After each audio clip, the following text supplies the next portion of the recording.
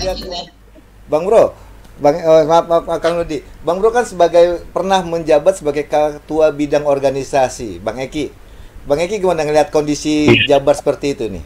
Bagaimana? Anda ada PLT, udah ada converwheel, tiba-tiba muncul PLT yang nggak tahu kapan mau converwheelnya, justru malah melaksanakan seminar, kegiatan-kegiatan lah, mengatasnamakan Pengwheel. Nah, gimana? Sebagai mantan ketua bidang organisasi. Ya lucu sih sebenarnya, ya lucu. Jadi sekelompok orang dengan jumlah yang ya jauh lah dibandingkan dengan jumlah anggota yang sah gitu ya. Tiba-tiba hanya dengan surat dia merasa sejajar dengan ketua Pengwheel yang sudah terpilih melalui mekanisme yang benar. Kenapa benar? Ya itu tadi yang tadi sudah kita sampaikan. Yang memimpin presidium itu ya bukan pusat. Yang memimpin presidium Converwheel itu adalah ketua Pengda ya. Nah, ketua Pengda atau ketua Pengdanya berhalangan, nah itu dengan mekanisme ya menunjuk seseorang itu mewakili ketua Pengda untuk menjadi presidium. Nah, itu kan juga tidak sembarangan gitu ya.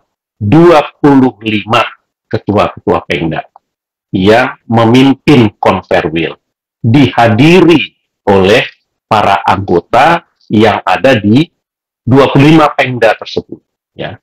Nah, terus sebelum dilaksanakan Converwheel ini tentu sudah ada pemberitahuan kepada seluruh anggota melalui ketua-ketua Pengda ya. Nah, bukan yang langsung. Jadi kalau zaman dulu itu memang surat tercatat gitu loh. Nah, kemudian kita kan sudah perbaiki anggaran rumah tangga itu di Januari 2017, pemberitahuan itu bahkan melalui email pun boleh ya. Nah, pemberitahuan melalui media cetak pun boleh gitu kan. Nah, jadi dianggap itu sudah sampai ke para anggota. Nah, kemudian barulah kan ada mekanismenya. Pertama ya ada pengesahan forum dulu. Terus pimpinan sidang ya, pimpinan ketua presidium. Ada pengesahan tata tertibnya. Terus di situ juga ada mekanisme berikutnya itu laporan pertanggungjawaban ketua Pengwheel-nya, DKW-nya. Nah, kemudian baru nanti masuk ke pemilihan sesuai dengan anggaran dasar dan anggaran rumah tangga kita. Nah, itu prosesnya kan tidak sederhana. Nah, tiba-tiba ya, kok Refki Ridwan bisa saja dia menyatakan sebagai ketua Pengwheel Jawa Barat berdasarkan PLT. Nah, dan itu hanya 7 orang atau 10 orang. Ini kan aneh, iya kan? Nah, berbeda dengan konsolidasi yang diatur ya di anggaran rumah tangga kita tentang Converwheel, tentang setelah kongres kan ada jangka waktu harus konsolidasi 3 bulan plus 2 bulan. Nah, kalau itu tidak terlaksana, maka sama juga di Pengwheel juga begitu. Ketua Pengwheel itu boleh misalnya di salah satu Pengda, gitu juga di PP. Nah, menunjuk PLT dengan tugas utamanya itu melaksanakan Converwheel gitu. Nah, bukan untuk menyelenggarakan kegiatan-kegiatan lain, itu tidak. Jadi tugas utamanya hanya melaksanakan Converwheel ya. Dan itu juga mempunyai batasan waktu. Kan tidak bisa PLT itu seumur periode. Periode kita 3 tahun ya. Terus PLT-nya mau 3 tahun. Terus PLT itu ya kemudian mem-PLT-kan lagi gitu ya. Seperti yang terjadi misalnya kuasa menjual ya, yang kuasanya itu kuasa mutlak atau dia kuasa itu bisa disubstitusikan lagi ke pihak lain. Apa yang disampaikan oleh Kang Dodi itu benar gitu kan. Kita ini notaris dan tentunya paham ya aturan-aturan yang harusnya kita pegang. Jadi tidak ada kalimat-kalimat, loh saya kan tidak tahu ada Converwheel. Nggak bisa begitu gitu loh. Terus tiba-tiba 7 orang menyatakan diri sebagai pengurus wilayah yang sah. Tetapi apapun apapun ya yang ini kan terjadi. Nah, kalau saya sih sudah harus masuk untuk menyelesaikan masalah ini, karena masalah ini kalau dibiarkan seakan-akan apa ya tidak ada kepastian hukum kan jadinya, dan mereka juga merasa oh aman saja kok, dia tidak dipermasalahkan karena tidak boleh dia menggunakan lambang organisasi, apakah kop surat, stempel ya yang mengatasnamakan penguil gitu ya.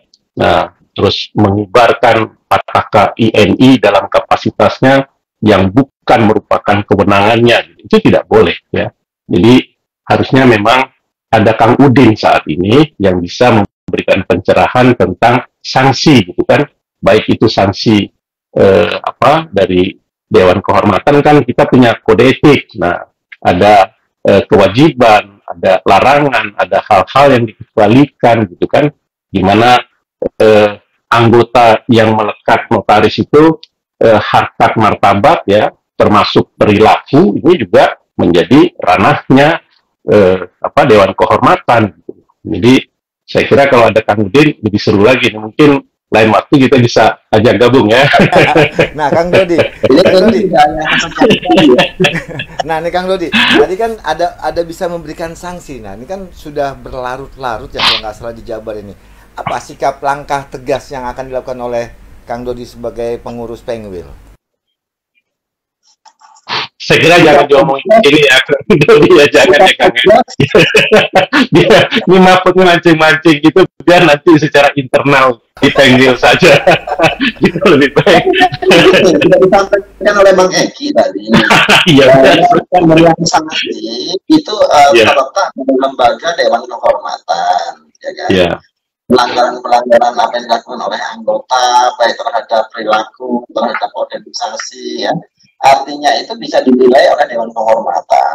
Maka Dewan Kehormatan lah yang punya kewenangan penegakan hukum, bicara kepastian hukumnya ya.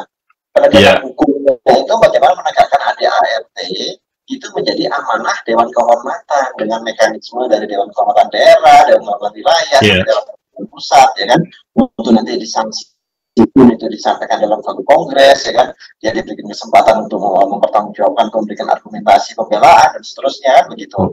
Nah, itu tidak dalam ranah pengurus. Nah, kalaupun pengurus, kita sifatnya hanya bisa, oh, ya sudah, dia tidak misalnya dia adalah jajaran pengurus, kemudian dia melakukan perilaku yang tidak sesuai, ya kita hanya memberhentikan dia sebagai struktur pengurus. Pengurus tidak punya kewenangan memberhentikan dia sebagai anggota, gitu kan. Itu mekanismenya. Jadi, kalau dibilang ya benar, kalau ada Kang Udin ini PR-nya Dewan Kehormatan, bagaimana? Karena begini, seperti sekarang itu penafsiran kan yang saya sampaikan di muka tadi ya, penafsiran apa maunya. Nah kan susah kita kalau udah kayak gitu. Kalau bahasa di Jawa Timur itu namanya pukul bambu. Ya. Nah, jadi artinya bahwa suka-suka menafsirkan untuk kepentingannya gitu loh. Nah ini kan nggak nyambung kita kalau mau ngomong demikian, gitu kan? Padahal kita semua kaum intelek semua loh, ya kan? Kaum intelek yang tahu membaca itu bagaimana. Tidak perlu ada penafsiran subjektif, kita sudah paham harusnya ini apa dan bagaimana, karena jelas itu konstruksi pasal tadi menyampaikannya, gitu kan. Nah, tapi kan terjadi tidak demikian.